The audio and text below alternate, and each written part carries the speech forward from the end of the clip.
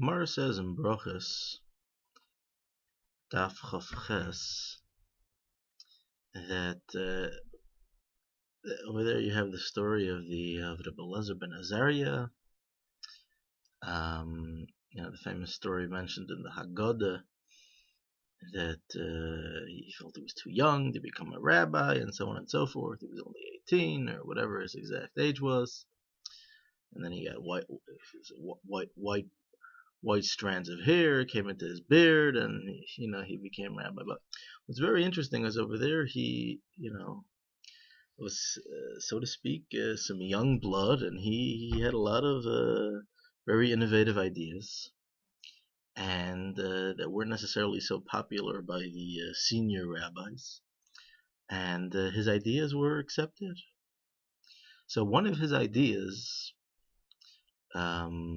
was that he was mevatel the takana of the great sage Rabban Gamliel. Rabban Gamliel was of the opinion that if you're not toichei kiboroi, if your outside is not like your inside, or your inside is not like your outside, in other words, if the way the Maharsha understands the Gemara is that if you don't have very concrete Yira Shamayim, you can't come into the Beis Medrash and be a full-time student, be a scholar in the Beis Medrash. And Rabban Gamliel, as the commentaries explain, based his opinion on the Gemara in Chulin.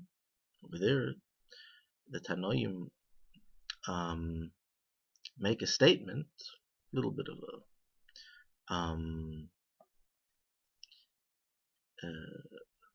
of a cryptic statement, but their statement is anyone that teaches a student that's not toichei kiboroi, doesn't have that level of Yira Shamayim, like we mentioned, is kimi shematul even lemalkulis. Now, Markulis was an Avodah Zarah, which the means of service to this god, this Getchke, was by throwing stones at it. This is actually also the way the Maharsha explains this Gemara in Chulin. And so one can think that you come to this Avodah Zarah Malkulis. Normally in Avodah Zarah you want to, embarrass it, you want to debase it, you want to destroy it, and so on. So how are you going to destroy it? You throw a stone at it. So one would think you come to this Avos D'Reb also, let's throw a stone at it and debase it. But if you do a little research, you'll find out that over here throwing a stone at it is not is counterproductive, because that is the means of service. So to over here, if you teach a student that doesn't have Yira Shamayim and you think you're doing something good, you're really doing something bad. So comes Rebbe Elazar in the Gemara Berochos Daf Ches, the young blood, and he says, no, I'm going to let them all in. The Gemara over there brings two opinions. Hahu Yaima, either there were 400 new benches in the Beis Medrash, or another opinion says there were 700 benches in the Beis Medrash. And benches, I assume benches means there's more than one student, so 700 times 4 or 5 on each bench, whatever it was, thousands of new students coming into the Beis Medrash.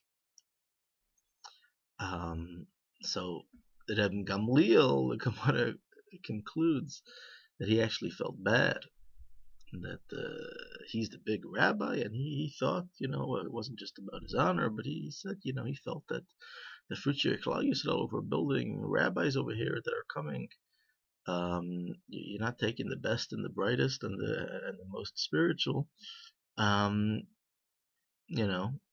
What's our future going to be?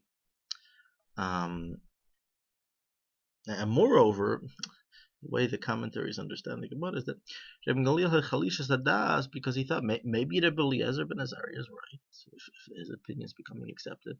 And retroactively, I prevented so many students from learning Torah because I only let in, I only let in the top. So he had a dream. The Gemara says he had a dream where there was white pitchers with ash inside. And the way he understood that dream was that he said, "Oh yeah, these students that are coming in now are just white pitchers with ash inside. It looks good on the outside, but it's not really good on the inside." And what I did, during my career in the rabbinate was good. With the Rishonim understanding Gemara is that it was just a dream, and really the Gamliel was wrong, and we just didn't want him to feel bad, so he had that dream, and he tried his best. He gets an E for effort. His perspective is not. We're not going to punish him for doing what he thought was right. Maybe, but for now, it's not white pitches with ash. We're going to be building Klal Yisrael in a much stronger way by bringing in a much broader audience. So now, just to the Mishna, the first Mishna in Pirkei Avos.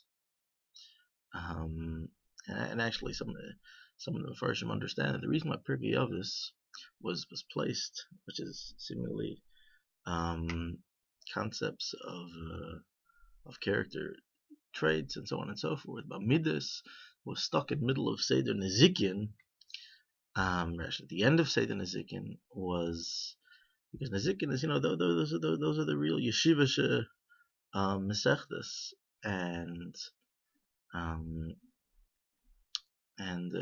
this would be interesting that Pirkei Avos is coming to give us some lessons about how to set up a yeshiva. What does it say about setting up a yeshiva? So in the first perek of Pirkei Avos, it says that the hemidu talmidim harbe. It says make many students, stand up many students, establish many students. So the Bartanura says, and the Mishnah points to this Gemara in Berochos and says, wait a second, this is exactly what the Mishnah is saying. The Mishnah over here is paskening like Rebbe Elazar ben Azariah, that don't be so picky and make many students. And this could be like the famous statement that let me pull up the source over here.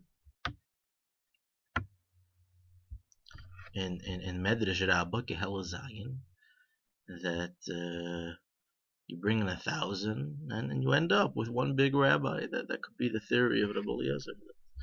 The bigger crowd you have, the more potential you have to bring in, even from some of the students that might not start off with such great Yiddish Shamai, but the Torah is obviously going to bring them to a higher level of Yiddish Shamai. Now, interestingly, the Medrash Shmeul, who was a student of the Arizal, he quotes a very similar discussion in Avos D'Reb Noson Ch. Beis. And over there, it's a machlokes Beis Shamai and Beis Hillel. This machlokes Reb Gamliel and Reb Elazar ben Azariah is also a machlokes Beis Shamai and Beis Hillel in Avos D'Reb Noson. The Beis Shamai says, Al Yeshana Odom Ela Lemishu Chacham V'Onu V'Ben Torah. Don't teach only someone that is a chacham, he's humble, and he's a ben Torah. What exactly those three words mean? Okay. Beis Hillel says, L'chol odom yishana, ki harbe poishim hoyu b'Yisrael, u'b'shvil sheniskarvu l'talmud Torah yotzu men tzadikim v'chasidim.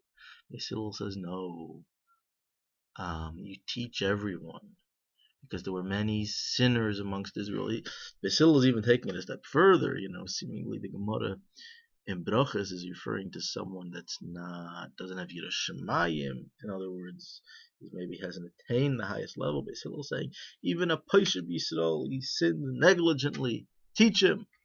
And because there were those that were, such people were brought close to Torah, we made from them tzaddikim and chasidim. And the Medrash Shmeul says, this is the Gemara that the Mishnah in Avos is referring to, Hamidu Talmidim Harbe, like the opinion of Beis Hillel. But then I'll just conclude with this last thought of the Medrash Shmeul. He says that the Mishnah said the Mishnah in Pirkei Avos says, right after it says Hamidu Talmidim Harbe, he says that asus yog v'geder latayra. That once when you're dealing with troubled students, you have to make special fences. If you have the elite of the crowd, then you don't have to be as careful. But when you're dealing with a mitlumidim harbe, then you got to set up very careful boundaries, and you need to set in the proper discipline and so on and so forth. I said I would conclude with that verse, but let me add one last verse. Haven't seen this inside, but I saw from reliable sources of art from the Chazon Ish, which he seems to have an alternative understanding of this Mishnah. He says v'hamidu talmidim harbe. He says that the harbe is not referring to the talmidim; it's referring to the hamidu. In other words, he's saying it's not that you should have many students; it's that establishing of your students should be with much focus and effort. So the focus is on the quality, harbe quality, as opposed to harbe students. Okay, got to bring in all the various viewpoints.